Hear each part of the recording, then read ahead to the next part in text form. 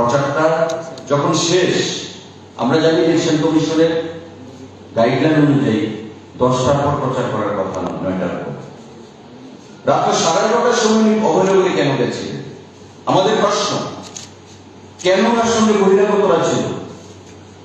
ওই বহিরাগতদেরকে নিয়ে উনি অভয়নগর স্থিত অলোক গোস্বামী উনার বাড়িতে ওদের আশ্রয় করিয়েছেন এবং বিজেপির প্রচার সজ্জা নষ্ট করেছেন।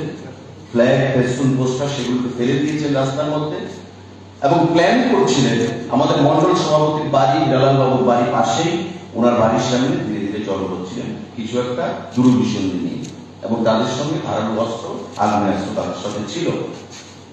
যখন আমাদের কাছে ফোন আসতে থাকে যে এমন ঘটনা হচ্ছে, আমি প্রথমে এসপি ওয়েস্টকে জানাই পুলিশ পাঠানোর জন্য। সেখানে পুলিশ অন্য রাস্তায় চলে গেছে। একের পর এক যখন ফোন আসছে আমাদের কার্যকর্তাদের, আমরা ছুটে যাই সেখানে। আমরা ছুটে যাওয়ার পর যা ঘটনা আমরা প্রত্যক্ষ করলাম সামনাসামনি ভাবে, আমি আপনাদের মিডিয়া বন্ধুদেরকে বলছি, আমি সুদীপ বাবুকে বলেছি যে দাদা তুমি কেন এসছো, তুমি এখান থেকে চলে যাও, আমরা পরিস্থিতি কন্ট্রোল করছি। উনি এমন নাটক মঞ্চস্থ করলেন, এখন প্রচার করা হচ্ছে যে আমি ওনাকে মেরেছি, আমার উপস্থিতিতে মারা রয়েছে। ওনার কিছু সোশ্যাল মিডিয়ায় পেয়াদা রয়েছে, কিছু স্থাবক রয়েছে, 5-7-10টা হাতে গোনা। ওই স্থাবকদেরকে দিয়ে সোশ্যাল মিডিয়ায় বলা হচ্ছে যে আমি ওনাকে মেরেছি, আমার উপস্থিতিতে ওনাকে মারা হয়েছে। আপনারা জিজ্ঞেস করবেন ওনাকে।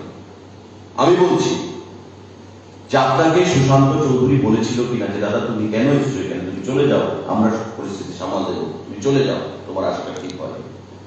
উনি 11:30টার সময় কেন গেলেন অভয়নগরে বহিরাগত গ্রুপদেরকে নিয়ে, অস্ত্র শস্ত্র নিয়ে? আমরা তো খবর পাওয়ার পর সেখানে ছুটে গেছি। এমন নয় যে আমরা আগে থেকেই ছিলাম। উনার উপর আক্রমণ কিভাবে করবো? উনি থাকেন অ্যামিনো হোস্টেলে, অভয়নগর উনি গেছেন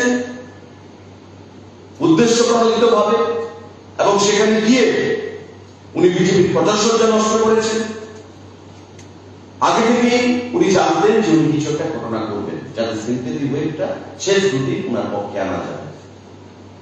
আমরা দেখেছিলাম বিগত নির্বাচনে মমতা ব্যানার্জিকে পশ্চিমবাংলা পা ভেঙে গেছে করে প্রচার করলেন, যে নির্বাচন শেষ হয়ে গেল ওনার পা ভালো হয়ে গেল, উনি দৌড়চ্ছেন।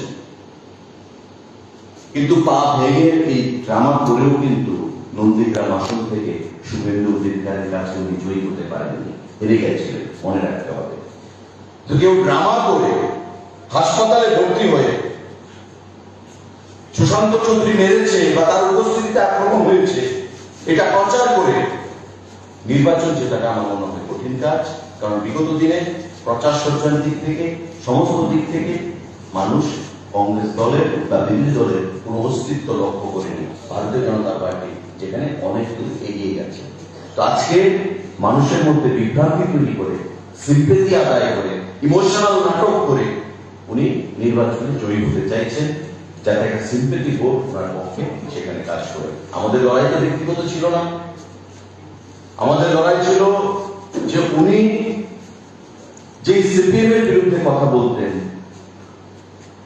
যে সিপিএম কে পরাজিত করার জন্য আমি আমার ধর্ম ত্যাগ করব।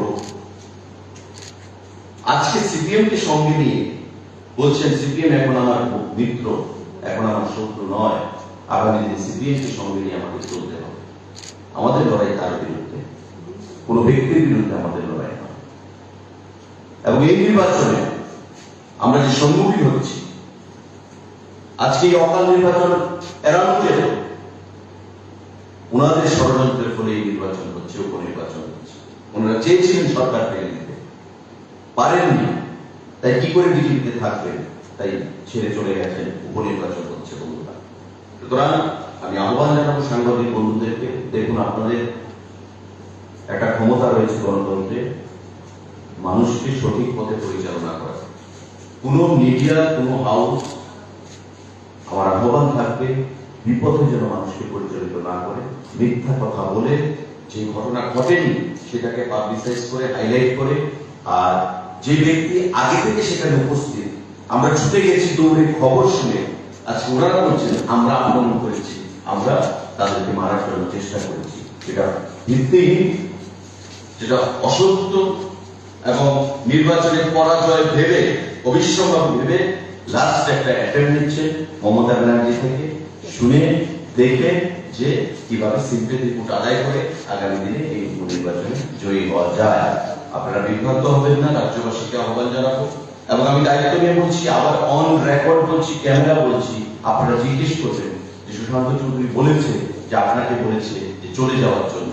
তারা যাই হচ্ছে ঘটনা, পুলিশ হয়েছিল, সেন্ট্রাল ফোর্স হয়েছে, বিএসএফ ছিল, সিআরপিএফ ছিল, তাদেরকে বলা হয়েছে পরিস্থিতি নিয়ন্ত্রণে আনুন, পরিস্থিতি যেন হাতে নাগালের বাইরে চলে না যায়, কারণ আমরা শাসক দল, আমাদের সেই দায়িত্ব রয়েছে। বহিরাগতদেরকে দিয়ে এখানে নির্বাচনী প্রচার করা হচ্ছে, ফ্ল্যাগ ফেস্টুন ছেড়া হচ্ছে, তারপরও আমরা অসংখ্য ধৈর্যের পরিচয় দিয়েছি। আজকে এ ধরনের ষড়যন্ত্র লিপ্ত হয়েছে, এটা কাঙ্ক্ষিত ছিল না। আমরা জানতাম কিছু না কিছু একটা করবেন সিম্পেথি পাওয়ার জন্য। সমর্থন তো পাচ্ছেন না, এখন সিম্পেথি পাওয়া যায় কিনা, ইমোশনালি মানুষকে অ্যাট্রাক্ট করা যায় কিনা, সেই জিনিসগুলোতে তিনি অবতীর্ণ হয়েছেন। আপনারা ডাক্তারের রিপোর্টটা দেখে নেবেন কোথায় ইনজুরি হয়েছে। যদি তাকে মারা হতো তবে নিশ্চয়ই ইনজুরি থাকতো।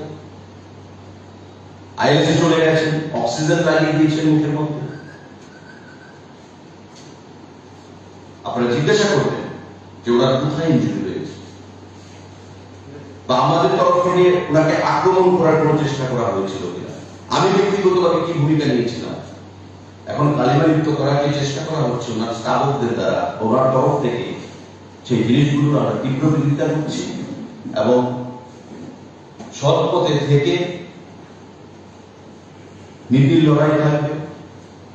ব্যক্তিগত পর্যায়ে যেন লড়াইটা নিয়ে না যাওয়া হয়। ব্যক্তিগত পর্যায়ে লড়াইটা বিগত দিনেও গেছিল, আগামী দিনেও চালানোর জন্য সেখানে চেষ্টা চালানো হচ্ছে, সেটা যেন নিয়ে যাওয়া না হয়, আমি সেখানে আহ্বান জানাবো।